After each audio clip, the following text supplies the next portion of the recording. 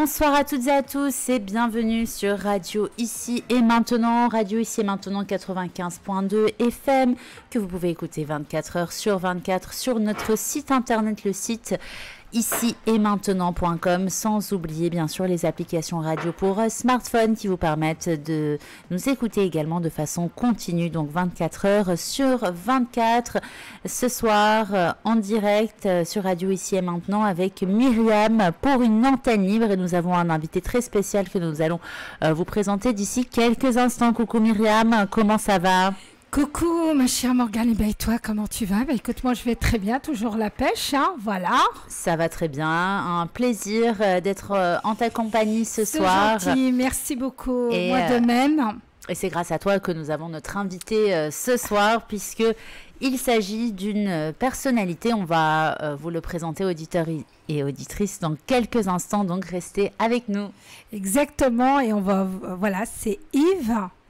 Alors j'ai eu du mal. Je voulais faire le suspense. Ah, le suspense. Ah, ouais. Tu voulais pas dévoiler, d'accord. Bon, okay. ça va. Moi je dis tout, moi. On a juste Yves. On dit qu'Yves, il ne faut pas qu'on dise. Voilà, c'est déjà pas mal. Okay. Dans quelques instants, vous en saurez plus.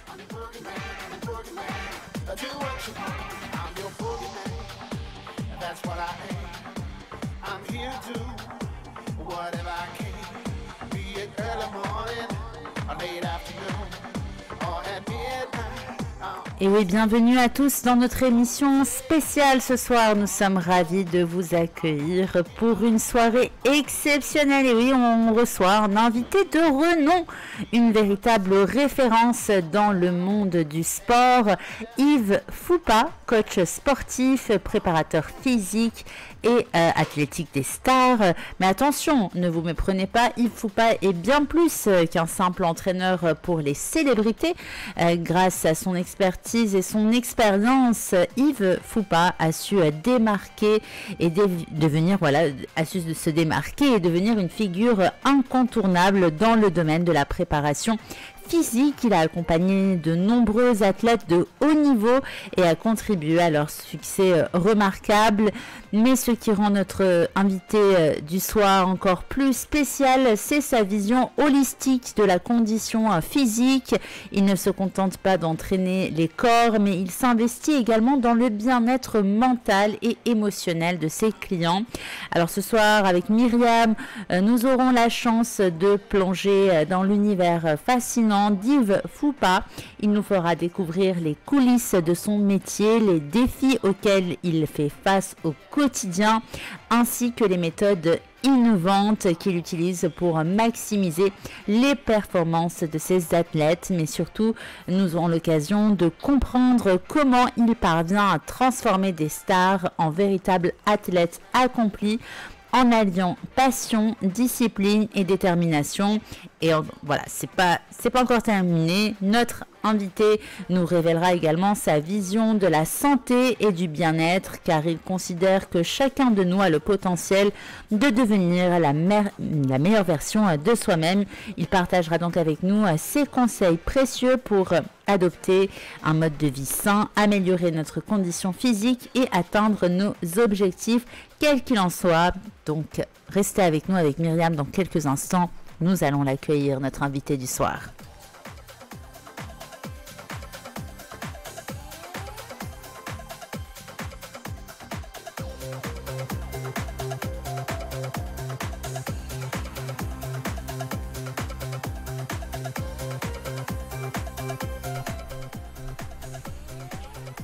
Alors, préparez-vous donc à une émission captivante.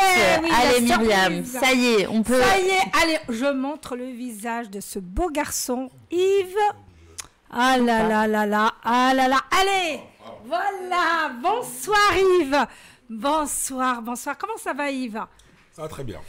Franchement, ça nous fait plaisir que tu sois là Yves. Merci. Depuis des années qu'on attend que tu viennes. Ah là là là là. En fait, tu nous as accordé aujourd'hui, hein.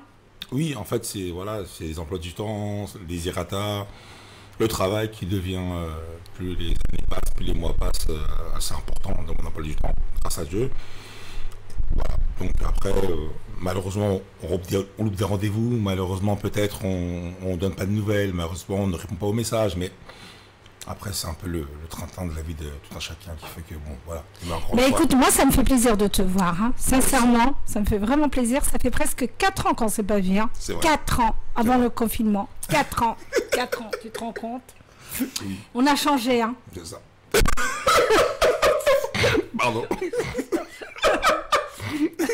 Non. Allez les amis, on a changé. Et oui, comme je dis, on a changé. Qu'est-ce que tu penses? Vous êtes de plus en plus beau et de plus en plus... merci Morgane. Qu'est-ce que tu en forme au fur et à mesure du temps. On est en forme, exactement. En tout cas, voilà, merci de Myriam nous avoir proposé d'avoir avec nous ce soir. C'est pas terminé là, ça commence. Ça commence. Alors moi Morgane, excuse-moi ma chérie, je voudrais passer un grand bonsoir à un jeune artiste qui est en train de nous regarder. Il s'appelle Yessine. Voilà. Yessine et Louisa et aussi d'autres personnes, Christophe aussi. Parce que et oui, puisque Myriam est en direct également sur Facebook, n'est-ce pas? Exactement. Alors n'hésitez pas à suivre la page Facebook de Myriam également pour nous voir en direct. Alors Myriam, on va peut-être avant tout demander à notre invité du soir de nous en dire un petit peu plus sur ce qui l'a motivé et inspiré pour faire ce qu'il fait aujourd'hui. Qu'est-ce que tu en penses? C'est une bonne question? Oui, c'est une bonne question parce que tu sais que moi je le suis énormément, je le surveille, hein, je l'espionne un petit peu.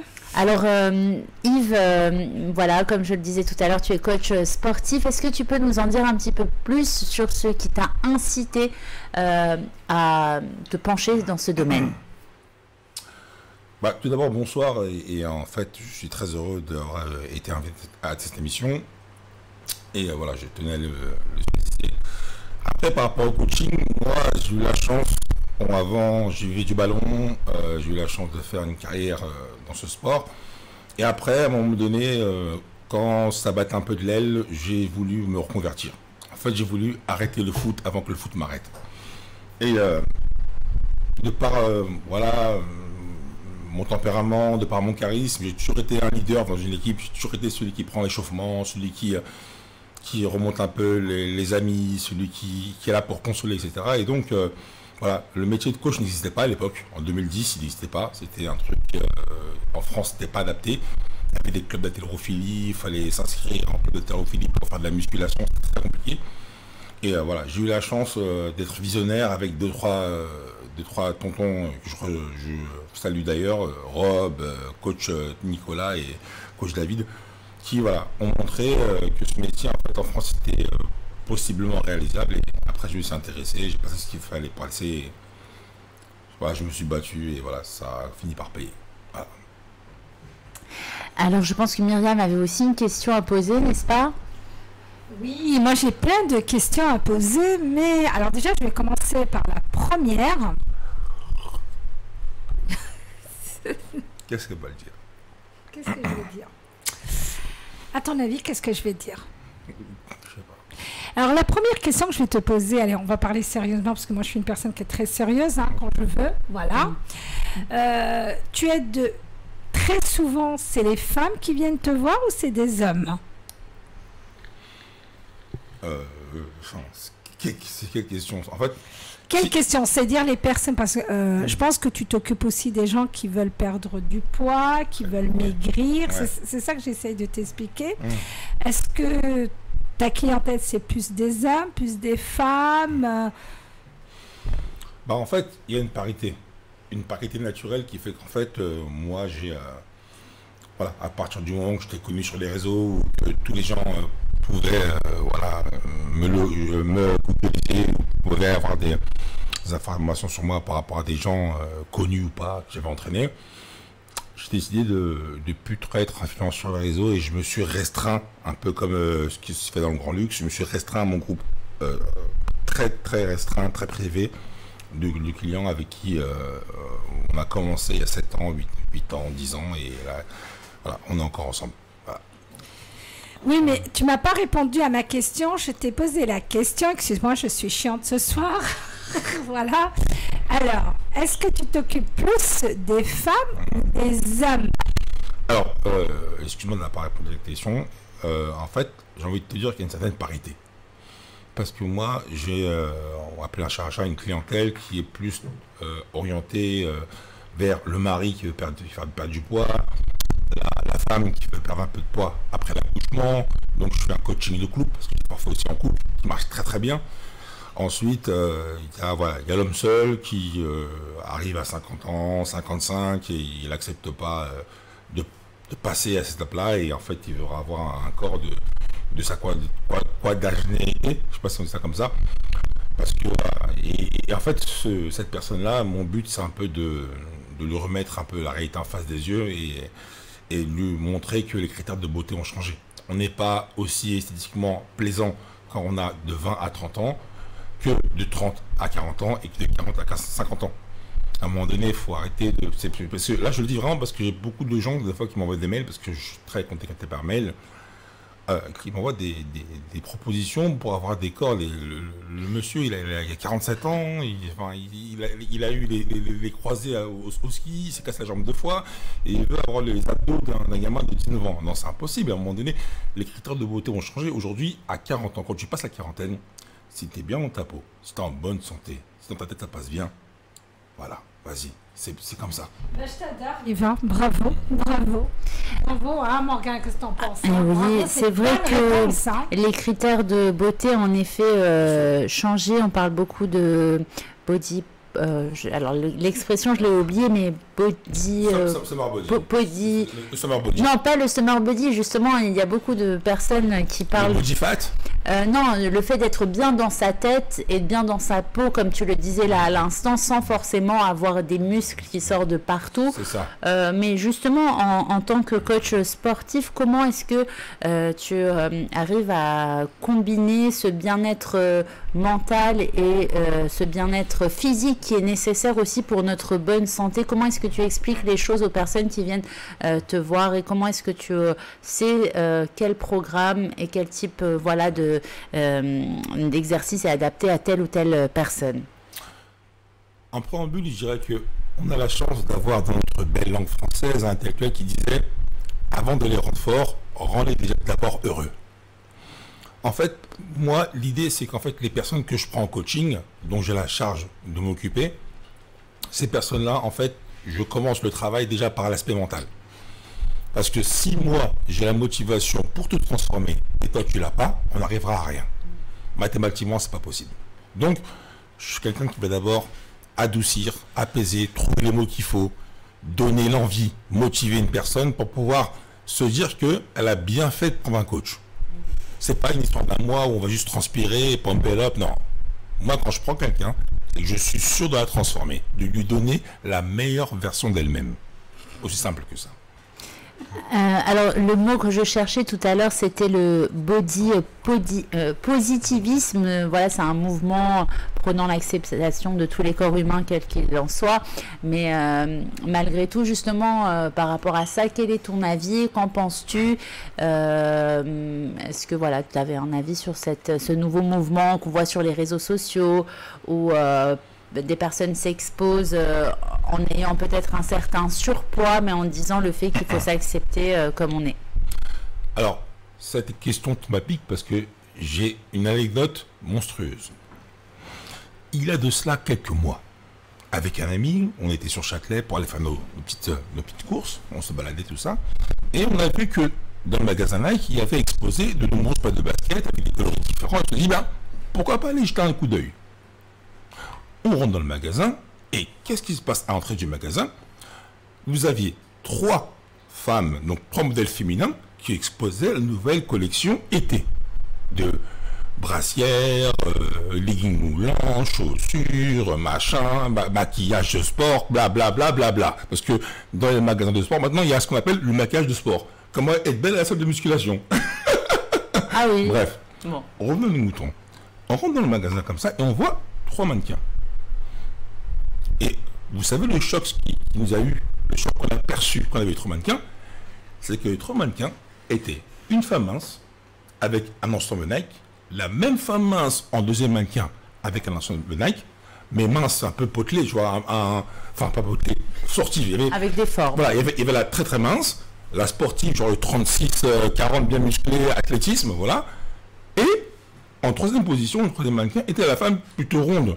La femme, bon, qui adore ses formes, qui se plaît, qui, voilà, la femme africaine, la femme, voilà, qui a des formes et qui les impose, et qui les impose et qui les expose. C'est important, les expose et qui est fière de ça. Voilà.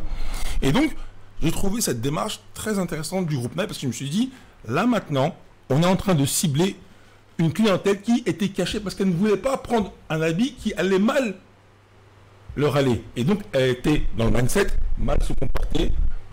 On est là, fall down. Et là, je suis là, j'arrive avec mon poussin. Pardon. Voilà. Oui, je fais un petit signe pour le micro. Pardon. Oui, bah, c'est très intéressant puisque justement, moi aussi, quand j'ai vu ces publicités Nike, même sur leur site, enfin voilà, on parle de la marque, on aurait peut-être pas forcément dû la citer, mais c'est pas grave. Mais en ce moment, dans les sites internet, quand on voit les publicités, les mannequins, on voit des mannequins de toutes les formes, de toutes les couleurs, de toutes les tailles. Voilà, c'est quand même une évolution intéressante et c'est vrai que toutes les personnes ne sont pas forcément fines, ne font pas forcément du 34 et c'est bien de casser un petit peu ces standards de beauté qui nous ont été imposés. Voilà, donc tu es plutôt pour ça. En fait, l'idée. Sur cette idée, je voulais juste rajouter un truc. C'est que j'ai aussi reçu des lettres et des courriers, des emails de quadragénaires ayant eu quelques pépins physiques et aujourd'hui me proposant un corps avec des mensurations telles 1m75 pour 125 kg. Il n'y a pas besoin d'avoir fait un maths supérieur pour savoir que le poids est très excédent. Voilà. Ensuite, moi, mon rôle, dans un premier temps, c'est de leur faire comprendre que vous avez vu Brad Pitt dans tel film, vous avez vu The Rock dans tel film, vous avez vu Hulk Hogan au catch, mais tu ne seras jamais Hulk Hogan au catch. Peut-être que dans ta tête, tu seras Jean-Luc Hogan. C'est vrai. Mais à un moment donné, il faut se dire qu'il faut accepter la chronologie. J'ai pas dit la vieillesse, parce que la vieillesse, c'est péjoratif. Il faut accepter la chronologie de la vie. Qu'est-ce que c'est? C'est que la vie avance et il y a des étapes, comme des arrêts de bus. Et tu prends le bus ou tu ne le prends pas. Voilà. Allez, on va passer un petit bonjour aussi à Sarah Lou. Sarah Lou aussi, c'est une artiste aussi, une très grande chanteuse aussi, que j'ai eu l'occasion de la recevoir aussi en radio. Christine Delattre, alors Christine Delattre aussi, qui est aussi très connue aussi, c'est une attachée de presse aussi, qui nous suit. Alors elle, alors je sais qu'elle fait aussi les mariages, tu sais, le salon des mariages. Merci Christine Delattre de nous suivre. Ben, je pense qu'on va mettre une petite musique. Et on se retrouve dans quelques instants. Et puis les auditeurs peuvent bien sûr intervenir et appeler et participer au débat au 08 90 37 38 38.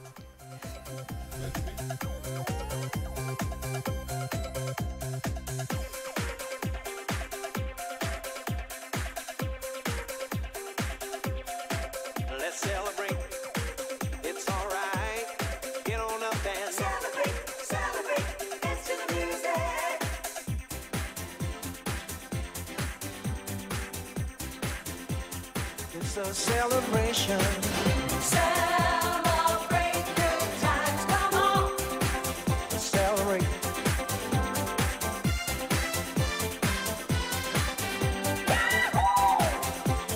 It's a celebration.